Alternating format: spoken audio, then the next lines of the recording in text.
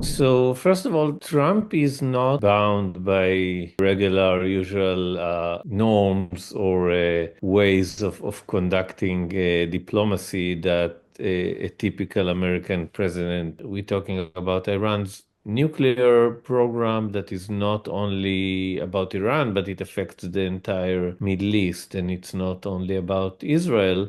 Also, the Gulf countries are very much worried about Iranian nuclear capability. Is not trying to help to resolve the issues, but he wants to prolong the war in Gaza and elsewhere because of his own political interest, because of the as a means to preserve his own power and the coalition in Israel.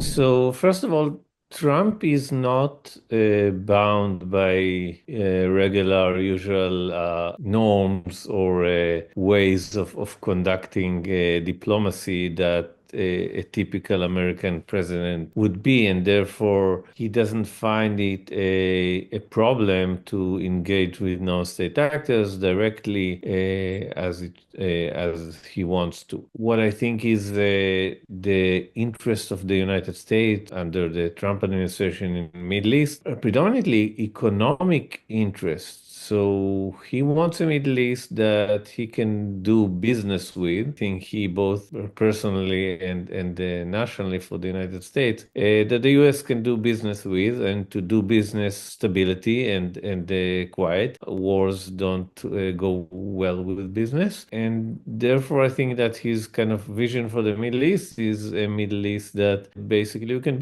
do business with business people from all countries. So he put business before issues of security, which is traditionally what's kind of like the main motivation of American presidents in the U.S.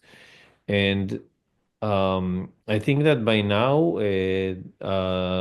President Trump understands that, and I mean his people, his team understand that Benjamin Netanyahu is an impediment for reaching such a stable, peaceful environment in which you can do business with. And therefore he said, okay, if Israel doesn't help us, we'll try to find a way to do this by ourselves. And in that kind of like he put aside a very long-term custom in the US basically to coordinate very closely with Israel. So again, like before, Trump has no qualms of having direct negotiation with Iran, even though Iran doesn't have diplomatic relations with the United States. He basically said, "Well, we need to come to an agreement with Iran. Doesn't make sense that we'll go through intermediaries if we can talk to them directly," and that makes actually a lot of sense. So far, as far as I know, most of the discussions are secret, but as far as I know, they have not come to a breakthrough so far, but they continue to negotiate. And they didn't come to a breakthrough because these are very difficult issues. We're talking about Iran's nuclear program that is not only about Iran, but it affects the entire Middle East, and it's not only about Israel. Also, the Gulf countries are very much worried about Iranian nuclear capability. That's one aspect. The other aspect is Iran for decades now has the basically using proxy groups across the Middle East to advance its interest. So Hezbollah in Lebanon and the Houthis in Yemen and other militias in Iraq, and before that, the close connection with the Assad regime in Syria as well. The United States also understand that this kind of relations is not helpful for stable, prosperous region and not helpful for stable business dealings of Americans. So they want to change that. Very suspicion of the United States traditionally, and it has also bad experience with Trump because there was an agreement before, and Trump abrogated this agreement. So I'm suspecting there's a lot of distrust in these discussions. But on the other hand, an opportune situation because Iran has been significantly weakened in the region, in the Middle East, with the defeat of Hezbollah in Lebanon, with the defeat of Bashar al-Assad in Syria. Iran is really on kind of like the weakest it has been in terms of like regional politics for a very long time.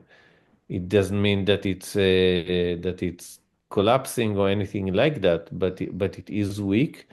And that means that there is an opportunity there for the US to reach some kind of agreement that will deal perhaps both in the issue of nuclear weapons and secondly in the issue of proxies and this kind of Iranian strategies of using proxies across the Middle East that destabilize their governments, etc. So there is an opportunity there, whether or not they will reach an agreement that will actually take them on a road to a more I wouldn't say peaceful, but a more stable Middle East. That's a big question.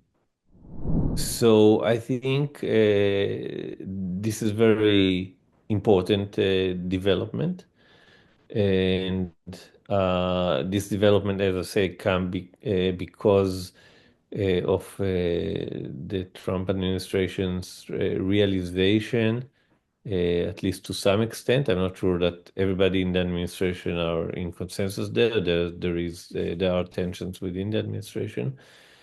But the majority seems to tilt to this conclusion that Netanyahu is not trying to help to resolve the issues, but he wants to prolong the war in Gaza and elsewhere because of his own political interest, because of uh, as a means to preserve his own power in the coalition in Israel.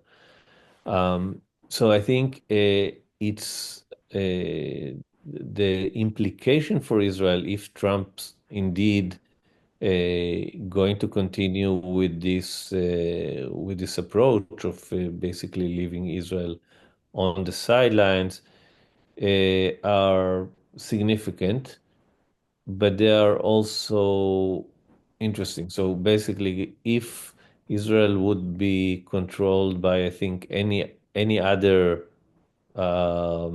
person right now other than Netanyahu, from the center or from the left or even the soft right, uh, Israel probably would do anything it can to jump on the regional bandwagon to take the opportunity to reach regional agreements that will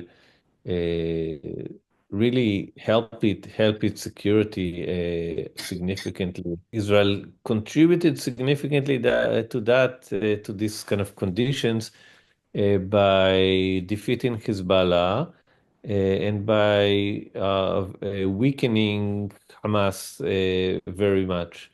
Uh, so the regional actors, particularly Egypt, Saudi Arabia, Jordan, UAE, to some extent Qatar, understand that this is that Israel should be part of the region, and it's a power that exists. There's no point in denying that.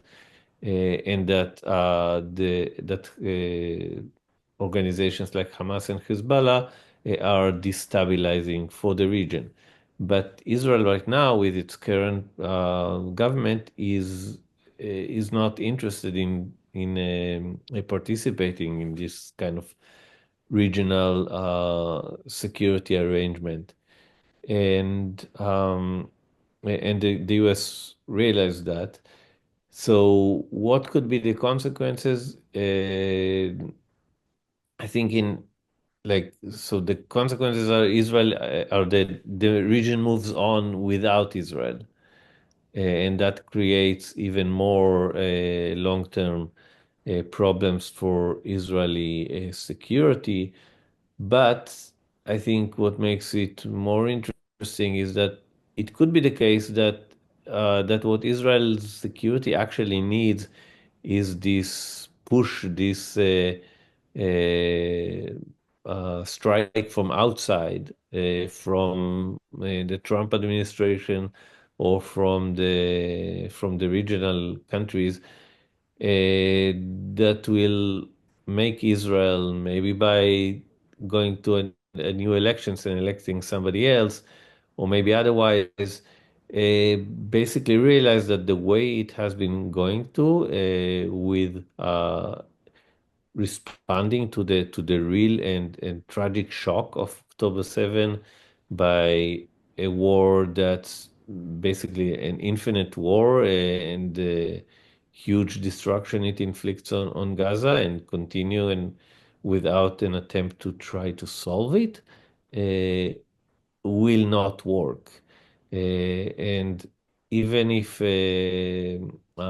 so this policy that may be going on of the Trump administration to kind of sideline Israel may give Israel a signal that this is not the way you want to go, and that for your own security, you need to change the course, sign an agreement about ceasefire and end of war in Gaza. You also get, as part of it, because it has to be part of it, get the hostages back, and start to negotiate in good faith for security arrangement and economic arrangement for the Middle East as a whole.